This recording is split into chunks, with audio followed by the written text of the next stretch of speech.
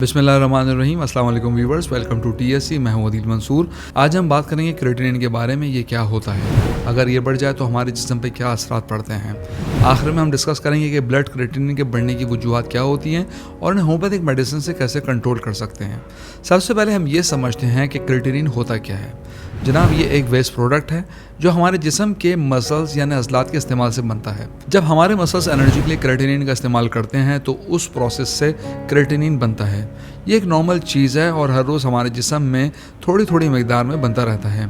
ये क्रेटिनिन हमारे खून में शामिल होता है और फिर हमारे गुर्दों के ज़रिए फ़िल्टर होकर जिस्म से निकल जाता है। नॉर्मल सेहतमंद गुर्दे क्रेटिनिन को अच्छे से खून से निकाल बाहर कर देते हैं, लेकिन अगर गुर्दे ठीक से काम ना करें तो क्रेटिनिन का लेवल खून में बढ़ सकता है। हमारे खून में क्रेटिनिन की नॉर्मल रेंज 0.84 से लेकर 1.21 मिलीग्राम पर डेसीलीटर होता है।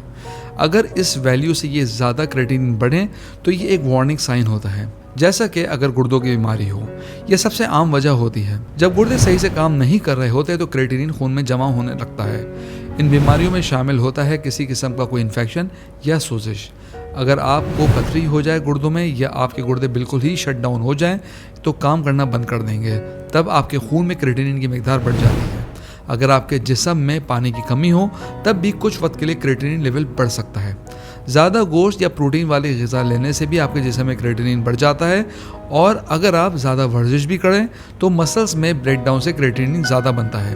कुछ दवाएं भी गुर्दों पर असर करती हैं और क्रेटिनिन को लेवल को बढ़ा देती हैं। पेन किलर जिनमें एंसिड शामिल हैं, कुछ एंटीबायोटिक्स और ब्लड प्रेशर की अद्वियात गुर्दे के काम पर असरअंदाज हो सकती हैं। शुगर के मरीजों में गुर्दे ख़राब होने का रिस्क बढ़ जाता है, जिससे क्रेटिनिन लेवल बढ़ सकता है। डायबिटिक नेफ्रोपैथी एक आम वजह है हाई क्रेटिनिन लेवल की, जो उन लोगों में होती है जिनकी शुगर कंट्रोल में नहीं होती। लंबे अरसे तक ब्लड प्रेशर जब बड़ा हो तब भी गुर्दों पे इसका असर ख़राब पड़ता है, जिसकी वजह से क्रेटिनिन लेवल बढ़ जाता है।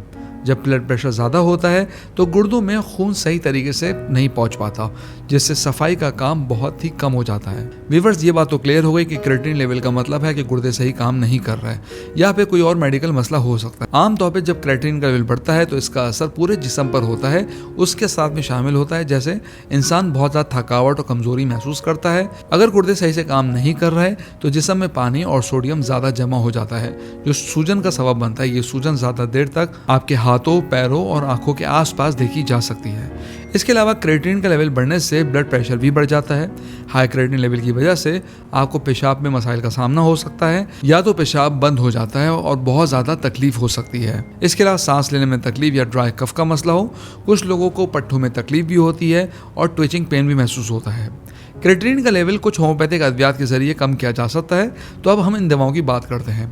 पहली दवाई है सीरम एनागेलिस। ये 3x पावर में, 6 में, 30 में इस्तेमाल की जा सकती है। इसके 10 कतरे थोड़े से पानी में डाल के दिन में 4 मरतबा, इससे काफ़ी अच्छा रिजल्ट मिलता है।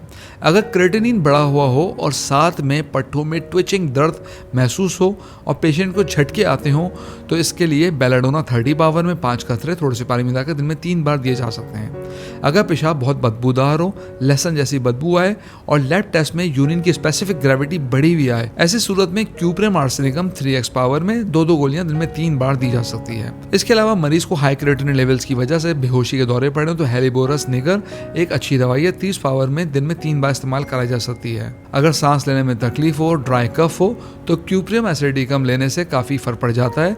ये 3x पावर में 5 कतरे थोड़े से पानी डालकर दिन में 3 बार ली जा सकते हैं। अगर पेशाब बिल्कुल बंद हो जाए, बिल्कुल पास ना हो रहा हो तो इस सूरत में कैंथरिस 30 5 कतरे थोड़ी सी पानी में डालकर दिन में 3 बार दीजिए।